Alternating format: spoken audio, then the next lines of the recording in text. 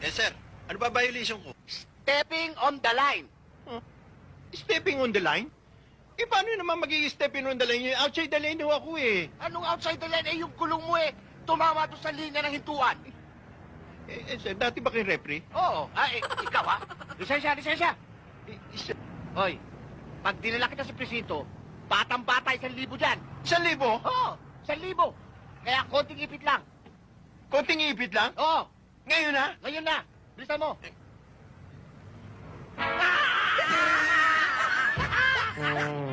Ayos ba pagkakaipit?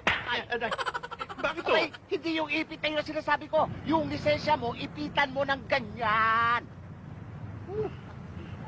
Mabuti pa, ikulong nyo na lang ako. Alam niyo, sir, ayokong dungisan yung uniforme nyo eh. Eh, bagay na bagay pa naman sa inyo yung uniforme nyo.